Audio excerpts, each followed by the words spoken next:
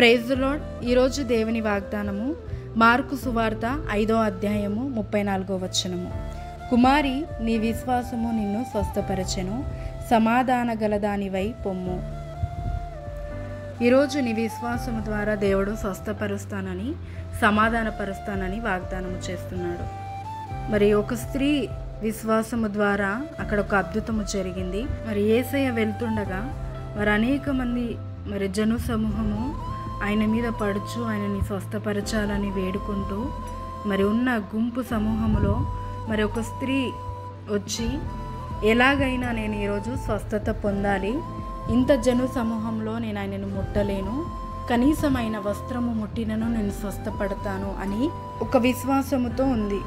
ఇక్కడ చూస్తే ఆ స్త్రీ విషయంలో మరి ఆమెకు ఒక అనారోగ్యం ఉంది. 12 ఏళ్లతో రక్తస్రావము గల రోగముతో బాధపడుతుంది. తన దగ్గర ఉన్న డబ్బులన్నీ ఖర్చు పెట్టింది.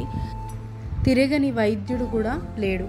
కానీ ఆమె బాగుపడలేదు. కానీ యేసయ్య గురించి విన్నది, విశ్వసించింది. ఎలాగైనా యేసయ్య వస్త్రము తాకాలి అని అనుకుంది. ఆ గుంపులలో, ఆ జను సమూహంలో తన చెయ్యి పెట్టి యేసయ్య వస్త్రము ముట్టింది. వెంటనే ఆమె రోగము నుంచి విడుదల కలిగినట్టు ఆమె శరీరంలో ఒక మార్పు గమనించింది. అప్పుడు యేసయ్య వెంటనే, నాలో నుంచి ఒక ప్రభావము వెళ్ళింది, ఒకరు స్వస్థత నొందిరు, ఎవరు నా వస్త్రము ముట్టిరని శిష్యులను అడుగుతాడు. యేసయ్య అప్పటి నుంచి జను సమూహం అంతా నీ మీద పడుతున్నారు, ఎవరు ముట్టిరు అంటే మేము ఎలా చెప్పగలుగుతాము అని మరి శిష్యులు సమాధానం ఇస్తారు.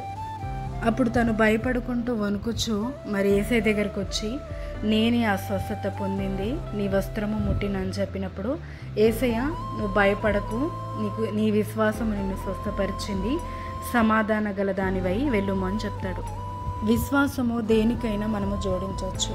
అనారోగ్యానికి కానీ, ఆర్థిక సమస్యలకి కానీ, మరి ఎలాంటి ప్రాబ్లంలకైనా కానీ, ఒక వ్యక్తి మారడానికి కానీ విశ్వాసం అనేది మరి చాలా రకాలు ఉంటుంది. అందులో లెవెల్స్ కూడా ఉంటాయి.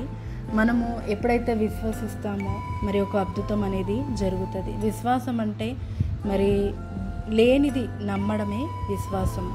మరి ఆ స్త్రీ విషయంలో చూస్తే తను ఇంకా ఏది చేసినను తనకి వ్యర్థమే అని అర్థమయ్యింది. చాలాసార్లు డబ్బుతో మనం ఏదైనా చేయొచ్చు అని అనుకుంటాము, కానీ మరి చెయ్యనివి చాలా దేవుడు మాత్రమే చేయగలుగుతాడు. దేవుడు ఈరోజు నీ విశ్వాసాన్ని బట్టి నిన్ను బలపరుస్తాడు, నిన్ను ఆశీర్వదిస్తాడు, ఇంకొక లెవెల్కి తీసుకెళ్తాడు. నీ పరిస్థితులన్నీ మార్చివేసే విశ్వాసాన్ని దేవుడు కలగజేస్తాడు. నువ్వు ప్రార్థించి ఆయన యందు విశ్వాసం ఉంచితే నీ ప్రతి అనారోగ్యము నుంచి నీకు విడుదల, ప్రతి ఆర్థిక సమస్యల నుంచి నీకు విడుదల, ప్రతి కష్టము నుంచి నీకు విడుదల, మారని వ్యక్తుల నుంచి నీకు విడుదల. విశ్వాసము అసాధ్యమైన కార్యములను సాధ్యము చేస్తుంది. ఈరోజు దేవుడు నీకు విశ్వాసాన్ని కలుగచేసి నీకున్న విశ్వాసాన్ని నుంచి దేవుడు ప్రతి పరిస్థితి నుంచి నిన్ను గట్టెక్కించునుగాక. ప్రార్థించుకుందాం. తండ్రి, యేసుక్రీస్తు నామమున ప్రార్థిస్తున్నాము. నీవు మాత్రమే తండ్రి విశ్వాసానికి కర్త అయి ఉన్నావు. మా విశ్వాసాన్ని గమనించిన దేవా, ఇంకా బలపరచువాడు నీవే.